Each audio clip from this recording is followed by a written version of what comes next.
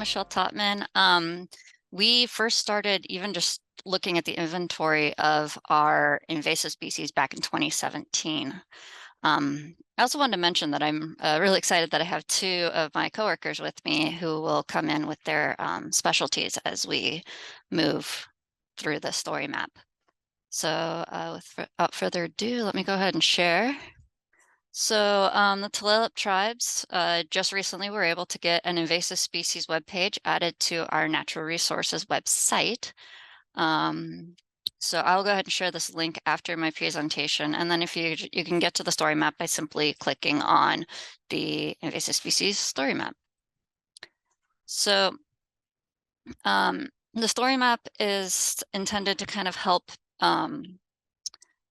explain to tribal members and the general public kind of what it is we're working on and which species we are focused on and where we have been identifying them. Please note that we have not done an extensive inventory, but instead a lot of this has been opportunistic. So if we're already out in an area doing other types of work, we'll go ahead and try to capture some of this invasive species inventory data at the same time. And we also have a program for management that will also do some inventory while they're out there. So yeah, just kind of wanted to look in at the story map and give you a quick rundown of what we've done. And so we kind of try to explain why invasive species overall are an issue. And then we kind of go into our invasive plants. And so we wanted to talk about knotweed because it's very prevalent here and it takes off very quickly and can create some serious damage to concrete foundations, things like that.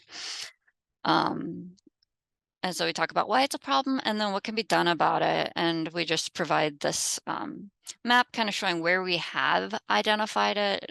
Just because there's not a dot there doesn't mean it's not there. It just means that we haven't been there to find it yet. Himalayan blackberry is another one. So I'm just going to kind of quickly run through this map and give you guys a link so that you can look at it in more detail at a later point. And so in this case, these are two properties that Tulalip tribes is acquiring. And so we wanted to look at in more detail at what the prevalence of these species were. And so you can see that Himalayan blackberry was quite present in those two sites. Scotch broom's another one that we're trying to monitor, and we are doing removal in these areas on this species as well. Common reed is one that actually, we got this initial patch in 2000, and it has just, the patch itself has grown exponentially every year that I've gone out to monitor it. And we're seeing also additional like establishments across the Quileute estuary, and so we're keeping a very close eye on how it's spreading over time. So our original location was right here, and you can see that it's kind of spreading up and down the channels from that location. So yeah, this is probably my #1 species of concern right now. In the same area, we have perennial pepperweed, and so we've been monitoring that. And for like points like this that are owned by the Snohomish County, we'll go ahead and share that information with them. And then some of the data down in here actually is the city of Marysville. And so when we find pepperweed and there's areas, we go ahead and tell them as well. Another spot that we found a lot at was actually the boat launch, which is located right here. So we found quite a bit of pepperweed around the boat launch and just upstream. Poison hemlock is one that hopefully most of you know, as knowing that, considering how toxic it is. And so we definitely try to keep our eyes on this. And one of the cool things about our inventory program is it also includes inventory of areas that we have done some management on to look at, was our management effective? Which is always one of the questions that I want to answer is like, okay, so we did something, but did it do what we were hoping it would? So bittersweet nightshade is another of those lovely toxic ones. Butterfly bush. Eurasian water milfoil, this is where we really talk about this clean, drain, and dry that a lot of people have been talking about this week. We do not have any controls at the Marysville boat launch or any of the other boat launches in the Snohomish estuary that I'm aware of. And so this one, we are concerned about the fact that it is spreading and that we don't have any good management or removal strategies at this time. So the cumulative impact of all these invasive plants can be seen in this map here. And like I said, we do have 2 focus properties down in here. And then this Quileute project is a multi-million-dollar project that the tribe spearheaded. And so we've been very carefully monitoring how the vegetation is recovering in the area and doing our best to try to help it be a successful restoration project. So I've gotten to the end of the kind of invasive species inventory component, and I just wanted to give Natasha a minute to talk about how we utilize this inventory to actually then go and do some management work. Thank you, Michelle. So hi, my name is Natasha Como. I'm a restoration ecologist with the Tulalip tribe. So we have been actually extensively using this capacity that we have to inventory invasive species within our program. Our restoration acquisition and stewardship program works with the Washington Conservation Corps crew to do management of invasive species on and off reservation on Tulalip owned properties, along with restoration projects that we lead. Our job focuses a lot on habitat recovery. So in post-restoration settings where we have reestablishment of native vegetation, it is critical for us to track invasive species and then to manage them before they get out of hand, as it is the case just with the common reed, as Michelle said. That's a perfect example of a post-restoration recovery project in which we need to track and monitor. And then we have used this inventory to work with partners within the basin, within our UNA, and also on reservation and on restoration projects to work with outside partners that have interest in working within those basins. An example with the Quileute, we're currently working with the city of Marysville, who is the next jurisdiction over that is right next to the Quileute estuary, and owns some parcels there to do some management of the common reed there, and then they would be able to do to provide funding for that, as well as working on writing grants and securing funding for management of invasive species like knotweed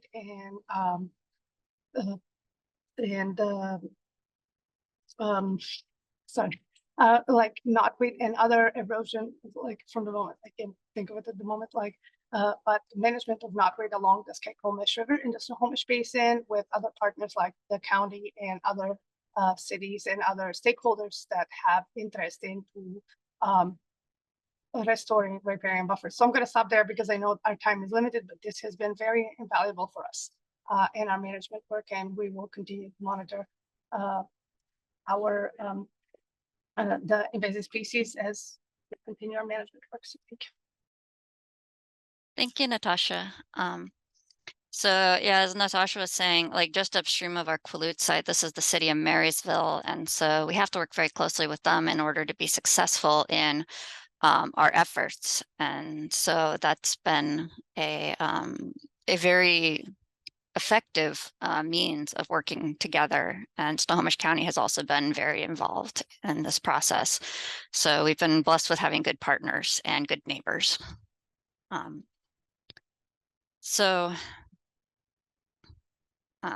The next one that we spend a significant amount of time and funds trying to monitor is the European green crab.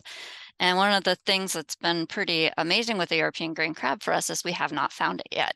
But just because we haven't found it doesn't mean it's not coming. And I encourage you to take this map with a grain of salt.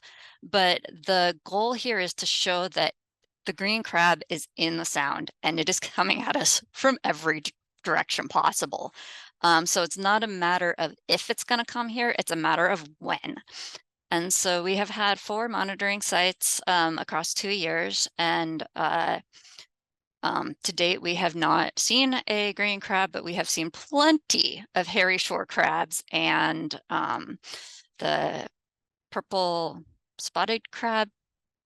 And so to tell us a little bit more about that, I asked Todd Gray to talk a little bit about our green crab program and how we're trying to stay on top of this.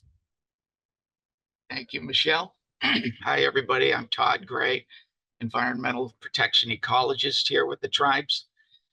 I'm running the green crab operations for the tribe as a side gig. I have a lot of things going on here. So at the moment, it's just me and some Washington Conservation Corps folks trying to stay on top of the green crab effort. And I just jumped onto this recently, so I apologize if I'm going to tell you things you've already heard this morning, but the governor declared the green crab a state emergency in 2022. So there's, in the wake of that, there's a statewide management plan coming out. There's a community of folks like myself who have gotten together to collaborate on this.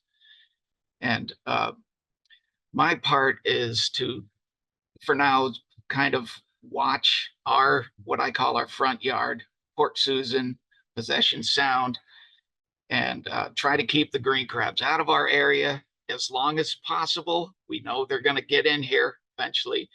But second goal is to know it when the crabs do show up in here.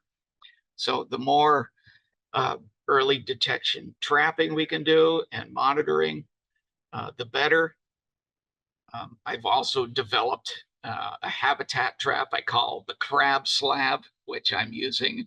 Some other tribes in the area are interested in using that as well, to help with monitoring efforts. So everybody in the state is on this. I think Washington State is at the forefront of green crab control efforts. We're doing a lot of research here to try to learn more about how the larvae and megalops move and settle. So hopefully we can continue to get more and more on top of the problem and control them when they come, because they can do a lot of damage to natural ecosystems and natural resources. They can impact salmon through destruction of eelgrass beds, other shellfish, Dungeness crabs, clams, by eating the young and changing the habitat that they live in. So it's an issue that's worth spending funds and time working on, and we hope to have some success with that. I guess I'll jump off. I know we're pressed for time, so thanks for listening. Thanks, Michelle. I just have one more thing to add for the green crab. We have not yet been successful in securing programmatic funding. We're funded to grant funds, and we're very thankful to the BIA because our initial green crab monitoring came through BIA grant. We're hoping to secure some funding in the future because this is type of monitoring that is just solely based on grants and on the goodwill and heart of Todd. So yes, thank you so much, for doing this work. So just want to jump in. Thanks for the plug, Natasha. Yeah, thank you, Natasha. Yes, a lot of this this whole story map and even getting the web page up and going was all funded through BIA. And so we're really grateful because back in 2017, when we were originally just kind of starting to even really kind of think about invasive species in our area and how we were going to deal with them, I kind of just threw together like a quick capture inventory kind of thing, which is still our primary plant inventory methodology, but we were not doing any targeted kind of efforts. It was all just like, okay, you're out there doing your other job. And as Todd said, we all wear lots of hats around here. I keep joking that, if I had a hat for every possible kind of thing I did, my entire cubicle would just be filled with hats. But it keeps it interesting and it keeps it fun. And we all love working together and being here. And so yeah, and then so going further into the kind of historic data, invasive fish was one that we decided to go ahead and take a look at as well. We have a juvenile salmon monitoring program that is specifically looking too at how our restoration sites are being utilized by the salmon and how they are improving our population and the habitat for them. But one of the things that happens when you are trying to look at a target species is you get this bycatch. And so I wanted to kind of just see, well, where and how much bycatch are we getting?